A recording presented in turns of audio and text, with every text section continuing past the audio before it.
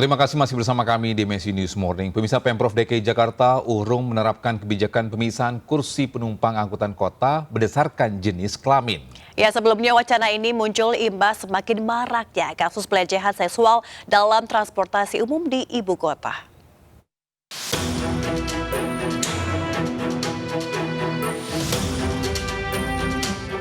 Di tengah imbauan menggunakan transportasi umum, warga ibu kota Jakarta justru dibayang-bayangi dengan aksi pelecehan seksual yang belakangan marak terjadi. Pemprov DKI Jakarta pun mengakui adanya peningkatan pelecehan seksual dibandingkan tahun lalu.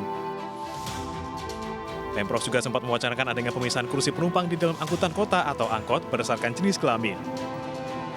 Namun wacana tersebut mendapatkan respon negatif dari sejumlah pihak, termasuk Komnas Perempuan. Iya, kami melihatnya ini tidak menyelesaikan persoalan karena tadi saya sampaikan untuk ini ya aktivitas publik laki-laki dengan perempuan berada di area yang sama tanpa pembatasan itu kan bagian dari hak untuk bagaimana kita bisa berinteraksi. Jadi perlu ada solusi-solusi lain untuk mengupayakan bagaimana upaya pencegahan kasus kekerasan seksual. Namun belakangan Pemprov DKI Jakarta urung menerapkan wacana tersebut. Salah satu alasannya, pemisahan kursi dikhawatirkan semakin membatasi ruang bagi perempuan untuk menaiki angkutan kota. Kalau di angkot, memang belum kita lakukan pemisahan ya. Jadi di angkot sekali lagi, Ibu belum ada pemisahan perempuan dan laki-laki. Ini baru wacana yang masih didiskusikan. Belum diberlakukan pembatasan perempuan atau laki-laki di angkot. Karena memang angkot ini tempatnya kecil sekali. Kemudian yang kedua juga setelah dicek kembali, ternyata jumlah penumpang perempuan itu jumlahnya lebih besar daripada laki-laki. Nah ini juga kalau diberlakukan, kita khawatir nanti yang perempuan akhirnya lama menunggu angkot karena harus menunggu angkot berikutnya karena tempatnya sudah penuh umpamanya atau tidak bisa memasuki karena itu porsi laki-laki. Wacana pemisahan kursi di angkot berdasarkan jenis kelamin bukanlah tanpa pemicu. 4 Juli lalu, viral di media sosial, aksi pelecehan yang dilakukan oleh seorang pria di angkot M44 rute Tebet Kuningan. Korban, karyawati berinisial AF, merasa ada yang berusaha meraba bagian dadanya. Korban pun merekam momen usai kejadian dan juga menampilkan wajah pelaku. Yang tak kalah mencuri perhatian adalah aksi onan yang dilakukan oleh seorang pria di gerbong KRL. Sempat ditangkap dan dilepaskan, pelaku akhirnya ditangkap lagi di halte Grogol saat menaiki Transjakarta 8 Juli lalu. Keamanan dan kenyamanan pengguna transportasi umum sudah selayaknya menjadi perhatian Pemprov DKI maupun penyedia layanan. Masyarakat diimbau berani melaporkan peristiwa pelecehan seksual yang dialami ke pusat pelayanan terpadu yang disediakan Pemprov DKI Jakarta di nomor 112. Bisa untuk membahas hal ini sudah bergabung melalui sambungan Zoom Ibu Erna Ratnaningsih, praktisi hukum dan juga dosen Fakultas Hukum BINUS. Selamat pagi, Ibu Erna. Ibu Erna. Pagi Mas Togi dan Mbak Mega.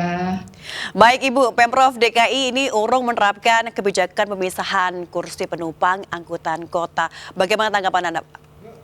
Ya, saya menilai bahwa kebijakan publik yang dikeluarkan oleh pemerintah daerah DKI Jakarta itu seharusnya melibatkan partisipasi publik yang luas sebelum memberikan sebuah keputusan bahwa akan ada pemisahan laki-laki dan perempuan di angkot.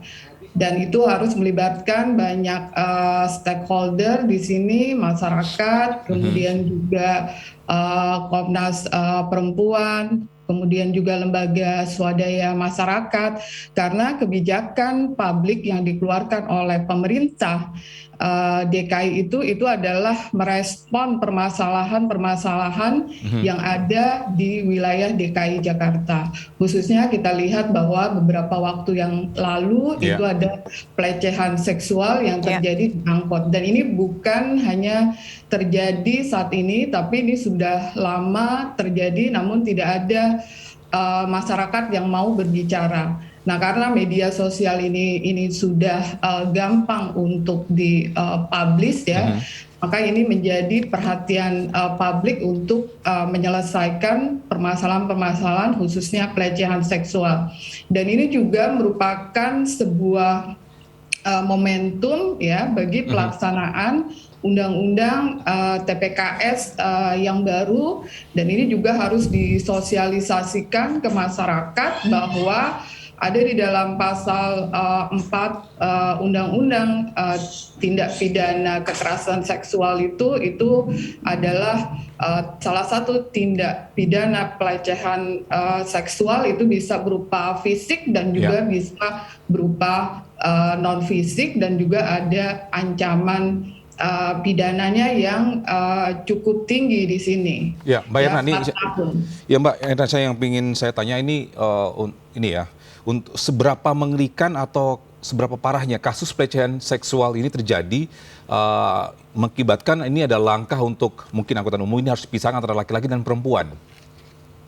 Saya pikir ini sangat krusial untuk dilakukan oleh Pemda DKI Jakarta ya, karena memang permasalahan ini tidak hanya di sini tapi sudah bertahun-tahun, dan memang korban dalam hal ini tidak bisa untuk berbicara atau speak up karena mereka merasa malu, merasa aib, dan juga kurangnya dukungan terhadap masyarakat. Saya melihat bahwa ini adalah permasalahan sosial kita bersama, dan ini harus dipecahkan seperti yang tadi saya sebutkan, melibatkan banyak stakeholder ya, aparat penegak hukum, kemudian juga tadi LSM, dan yang terpenting menurut saya yang mungkin belum banyak dibahas adalah melibatkan perusahaan, karena kalau di proses hukum ini harus kita pertimbangkan juga bagaimana korban yang bekerja atau juga sekolah ini didukung oleh kampus dan juga didukung oleh perusahaannya untuk dia bisa diberikan waktu cuti ya, untuk dia bisa memproses hukum. Karena jangan sampai kalau ini tidak diberikan, maka dia akan kehilangan ya pekerjaannya, dia akan kehilangan pendapatan atau income-nya secara ekonomi. Nah, kemudian juga saya melihat bahwa untuk penegakan berkaitan dengan pelecehan seksual ini harus dilakukan secara komprehensif, sistematis, dan terorganisir, tidak hanya melibatkan Pemda DKI Jakarta, tapi juga melibatkan pihak-pihak lainnya ya. Partisipasi publik itu sangat penting untuk dilakukan. Dan juga di sini untuk penegakan hukum itu tidak hanya permasalahan substansi hukum, tidak hanya permasalahan aturan yang terkait pemisahan laki-laki dan perempuan di dalam angkot, tapi bagaimana kita bisa memutus mata rantai pelecehan seksual. Nah, selain substansi hukum, itu juga struktur dari hukum itu sendiri yang melibatkan institusi-institusi penegak hukum ketika berproses, dan juga di sini culture atau budaya hukum dari masyarakat, budaya hukum dari aparat penegak hukum yang memang dia tidak hanya sekedar proses, tapi memang ada unit-unit khusus dan dia memiliki empati terhadap korban. Ini juga terpenting. Dan yang lainnya adalah harus didampingi korban ini oleh psikolog. Baik, dari langkah yang akan diambil adalah membentuk pos aduan, selain itu memasangkan CCTV. Apakah memang ini langkah yang cukup efektif? Saya pikir itu untuk salah satu faktor itu penting untuk mekanisme pembuktian ya, dalam proses hukum itu penting ya, CCTV dan juga kaca film ya, itu tidak boleh gelap, itu salah satu faktor juga, sehingga dalam hal ini bisa dijadikan alat bukti. Karena alat bukti di dalam pelecehan seksual ini keterangan korban dengan satu alat bukti lainnya sudah bisa diproses secara hukum. Namun di dalam Undang-Undang TPKS ini juga diatur berkaitan dengan bahwa ini adalah merupakan delik aduan ya. Artinya bahwa si korban sendiri yang harus melakukan pelaporan ya.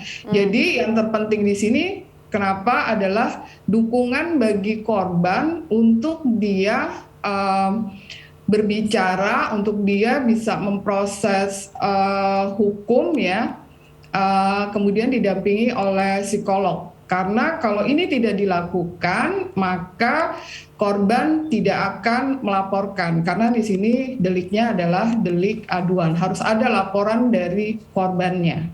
Ya Mbak Erna, ini dalam beberapa kasus misalnya di KRL ini, korban kadang ini tidak sadarkan diri atau menjadi korban pelecehan seksual. Apalagi kita juga tahu di KRL ini sudah ada gerbong perempuan juga. Namun masih terjadi juga kasus pelecehan seksual. Itu bagaimana? Nah, ini makanya yang tadi saya sampaikan bahwa ini bukan satu-satunya cara ya di dalam melakukan pemisahan antara laki-laki dan perempuan.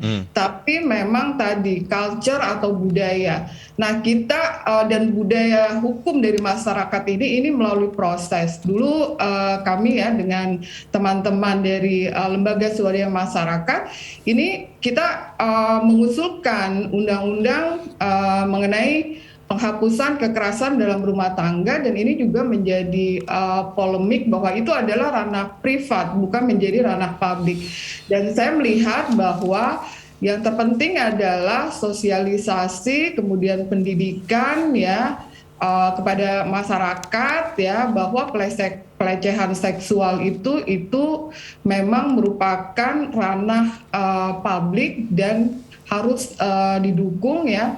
Apalagi di dalam undang-undang TPKS yang baru ini dimungkinkan ada pendamping dari masyarakat. Dan yang terpenting juga di sini yang baru adalah adanya hak imunitas dari pendamping, sehingga ketika pendamping ya mendampingi dalam proses untuk menegakkan hukum ini, dia tidak akan dilaporkan tindakan yang balik ya, mungkin pencemaran nama baik oleh pelaku. Jadi itu yang terpenting di dalam undang-undang TPKS ini. Baik, terakhir Bu Erna, ini kan anak-anak dan juga perempuan kerap menjadi sasaran pelecehan seksual. Kemudian apa yang perlu dilakukan agar merasa aman di publik, dan ini tanggung jawab siapa saja? Ya, rasa aman tentu saja hal yang utama adalah itu harus pemerintah ya, dalam hal ini pemerintah DKI Jakarta harus memberikan rasa aman kepada masyarakat yang akan menggunakan transportasi publik. Ya, tapi tentu saja tidak hanya pemerintah, tapi partisipasi publik, kemudian juga dukungan dari pihak-pihak yang lain ya, mungkin supir, mungkin juga yang ada di dalam bis itu. Kadang-kadang kan mereka tidak paham bahwa itu terjadi pelecehan seksual. Kemudian mereka seperti yang kemarin itu si supirnya tidak tahu. Mereka supir mengatakan bahwa mereka berpikir bahwa itu adalah cekcok antara perempuan dan laki-laki yang statusnya itu pacaran.